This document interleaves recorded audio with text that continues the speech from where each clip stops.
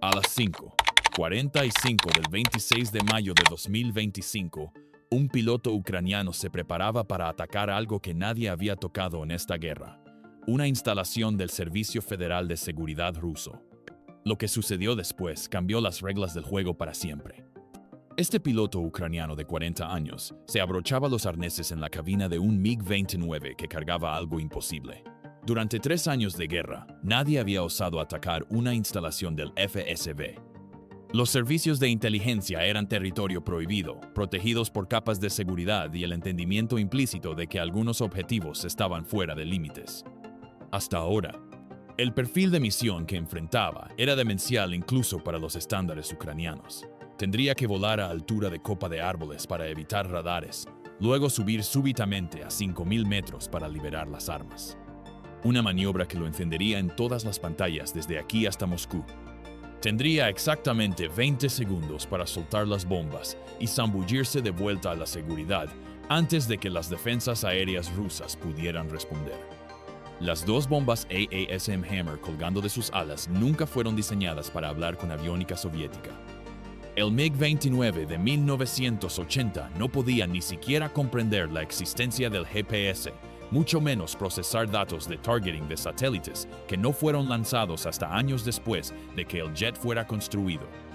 Los ingenieros ucranianos habían resuelto este problema imposible con creatividad típica de campo de batalla. Pilones personalizados fabricados en talleres de Kiev. Antenas GPS adaptadas a puntos de montaje nunca previstos. Cables serpenteando a través de paneles de acceso que nunca debieron abrirse, alimentando electrónica francesa con electricidad soviética. Y ahí, pegado con cinta adhesiva al panel de instrumentos, brillaba un iPad comercial.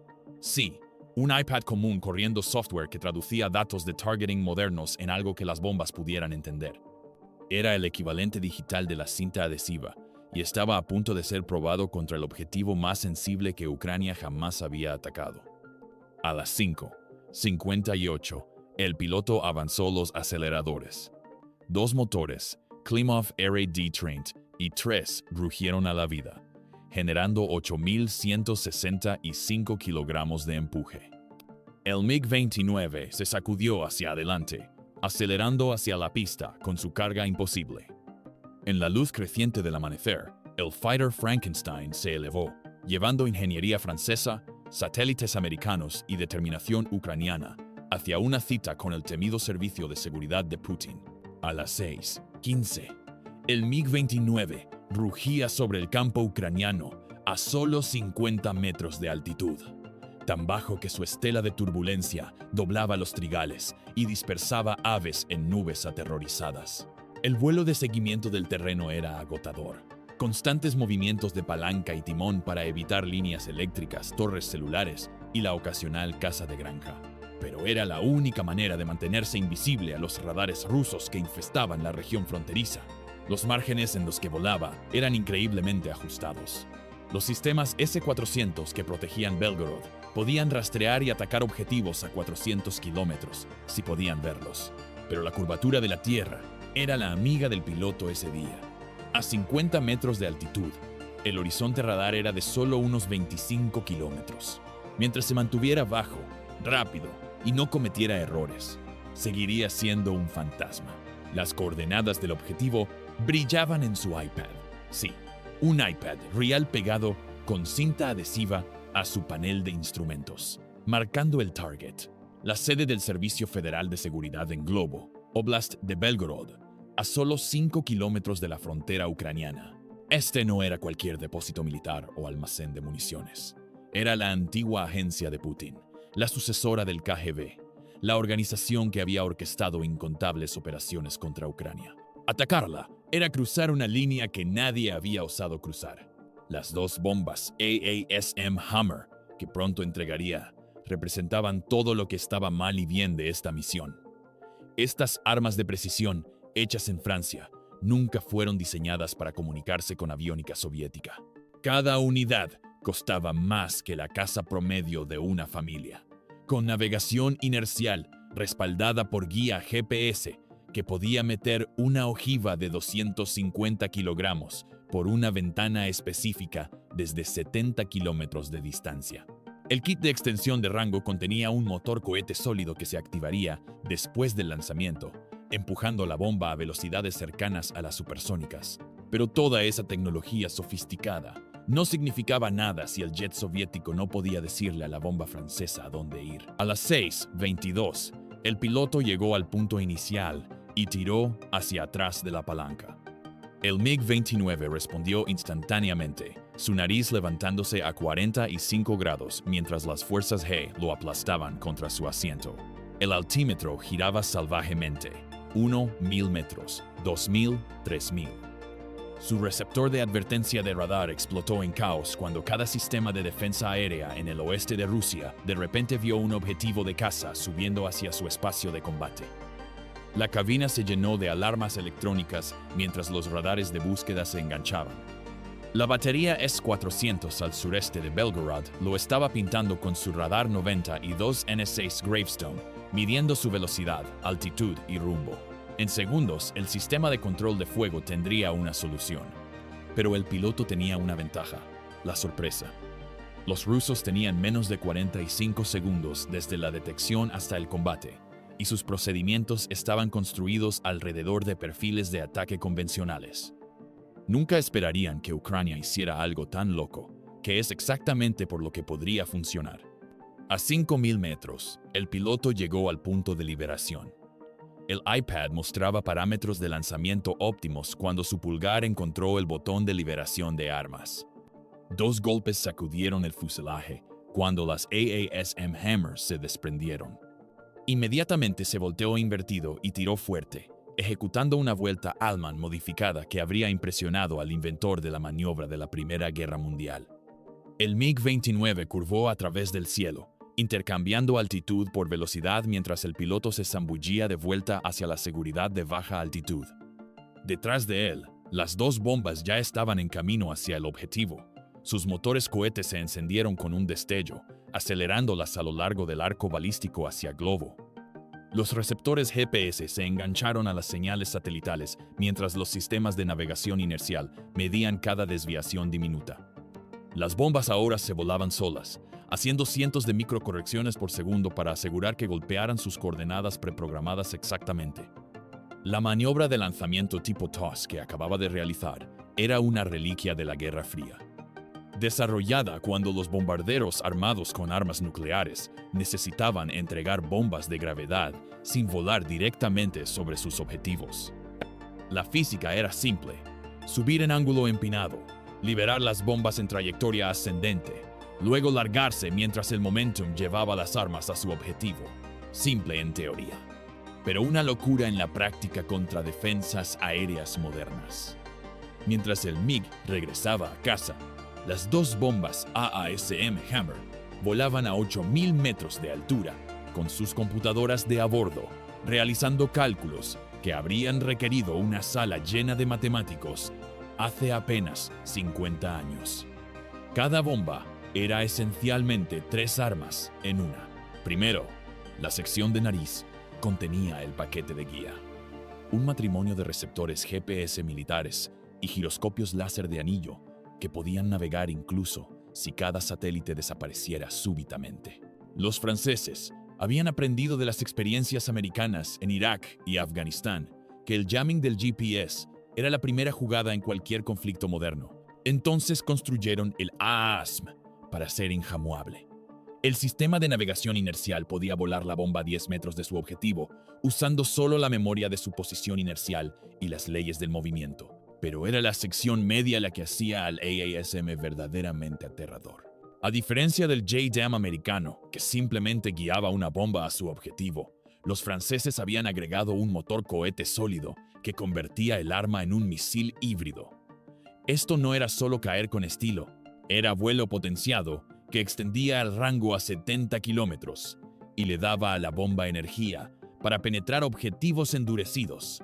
El motor cohete ardía por solo 15 segundos, pero eso era suficiente para empujar la bomba a Mach 0.8, lo suficientemente rápido para complicar cualquier intento de interceptación de último segundo.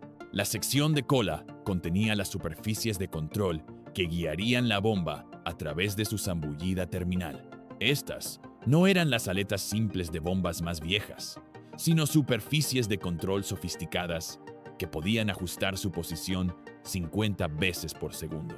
Combinadas con el sistema de guía, podían volar trayectorias complejas, incluso circulando de vuelta para golpear objetivos desde ángulos inesperados. Hoy las dirigirían casi directamente hacia abajo a través del techo del edificio del FSB. A las 6:27, el fusible de proximidad de radar de la primera bomba detectó el techo acercándose a 250 metros por segundo. El fusible realizó un cálculo final, determinando el momento exacto para iniciar la secuencia de detonación. Tenía que considerar la velocidad de la bomba, el ángulo de impacto y el retraso programado para asegurar que la ojiva explotara en el punto óptimo dentro del edificio. La segunda bomba siguió exactamente 0.3 segundos detrás, apuntada a un punto 20 metros alejado para asegurar máximo daño estructural. A las 6:19, el teniente primero Smirnov estaba a la mitad de su té matutino cuando el radar de alerta temprana S-400 que comandaba detectó algo inusual. Dos contactos moviéndose rápido habían aparecido en su pantalla, subiendo rápidamente desde baja altitud aproximadamente a 40 kilómetros al suroeste de su posición. La computadora los clasificó como aeronaves de caza, probablemente MiG-29 ucranianos basándose en su firma de radar y velocidad de ascenso. Smirnov tenía exactamente 45 segundos para prevenir una catástrofe, y el reloj ya estaba corriendo. El sistema S-400 Triumph que comandaba era, en papel, el sistema de defensa aérea más sofisticado del mundo. Cada batería consistía de múltiples elementos trabajando en armonía mortal. El radar 90 y 2 N6 Gravestone podía rastrear 300 objetivos simultáneamente a rangos que excedían los 600 kilómetros. Los misiles 40 y 86 podían alcanzar 400 kilómetros y atacar objetivos desde nivel del suelo hasta 30.000 metros directamente arriba. El sistema podía incluso interceptar misiles balísticos, convirtiéndolo en la joya de la corona de la defensa aérea rusa. Pero toda esa sofisticación venía con una debilidad crítica: el tiempo.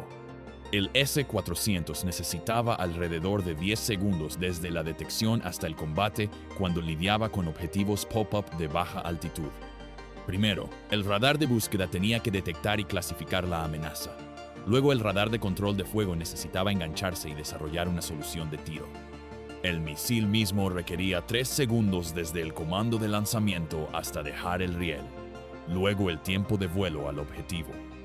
Contra bombarderos de alta altitud o misiles de crucero con trayectorias predecibles, esta cronología funcionaba perfectamente.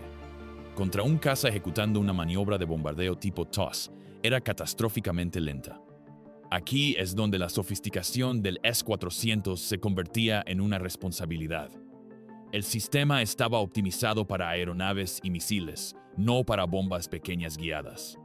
Los misiles 40 y 86 eran armas masivas diseñadas para derribar bombarderos, no instrumentos quirúrgicos para interceptar municiones de precisión. Era como tratar de matar una mosca con un mazo. Dos misiles 40 y 86 rugieron fuera de sus lanzadores a las 6:26, 45, corriendo hacia las bombas entrantes a Mach 6, pero la geometría estaba toda mal. Las bombas ahora estaban en una zambullida casi vertical, presentando una sección cruzada de radar mínima. Los misiles pasaron dentro de 200 metros de las bombas, lo suficientemente cerca para activar fusibles de proximidad bajo circunstancias normales, pero los fragmentos se esparcieron por aire vacío mientras las bombas francesas continuaron su zambullida hacia Glovo. A las 6:27 exactas, la primera AASM Hammer perforó el techo de la sede del FSB en Glovo. La carga moldeada detonó al impacto, creando un chorro de cobre fundido que atravesó vigas de acero del techo y pisos de concreto como si fueran mantequilla.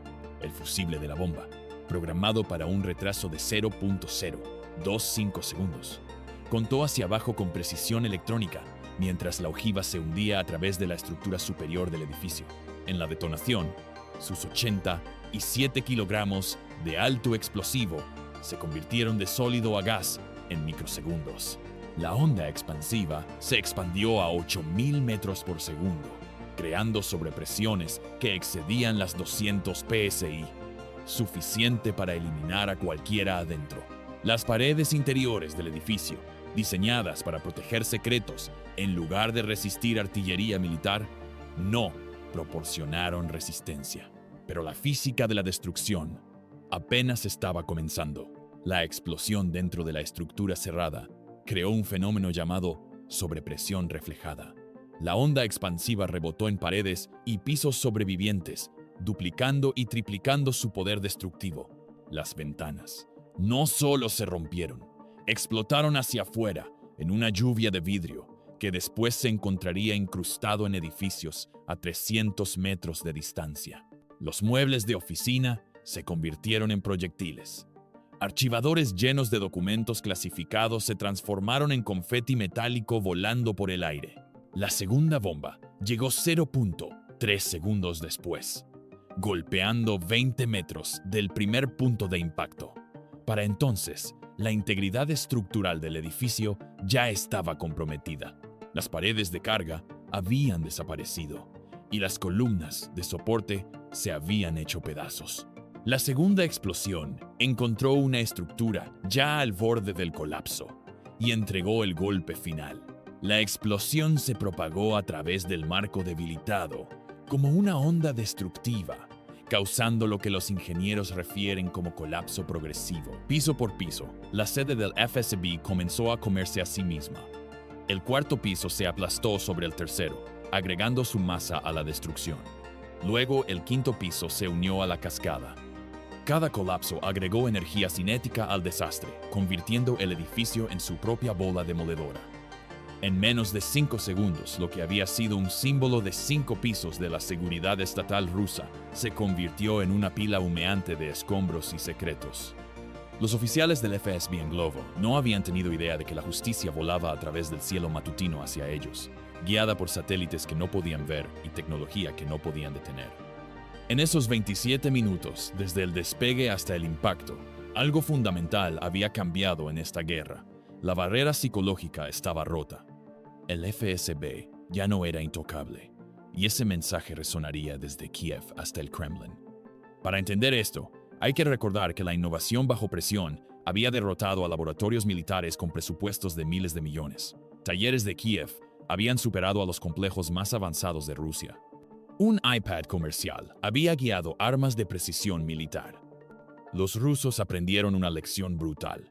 Sus defensas más sofisticadas podían ser derrotadas por ingenuidad ucraniana. El S-400, orgullo de la defensa aérea rusa, había sido expuesto como inadecuado contra tácticas no convencionales. Pero el impacto más profundo era lo que esto significaba para el futuro. La democratización de la precisión militar estaba completa. Cualquier nación con acceso a tecnología comercial podía, con suficiente creatividad, desafiar a las superpotencias militares. La era donde el presupuesto determinaba el resultado había terminado. En su lugar, había llegado una nueva realidad donde la innovación superaba a los recursos, donde los talleres caseros competían con complejos militares. El piloto ucraniano había hecho más que atacar un edificio. Había demostrado que en la guerra moderna, la creatividad vence al presupuesto, la adaptabilidad supera a la sofisticación, y que cuando la desesperación se encuentra con la ingeniería, nacen cosas que cambian el mundo. Estos 27 minutos habían reescrito las reglas de la guerra para siempre. No olvides suscribirte y activar la campanita de notificaciones para no perderte ninguno de los próximos videos.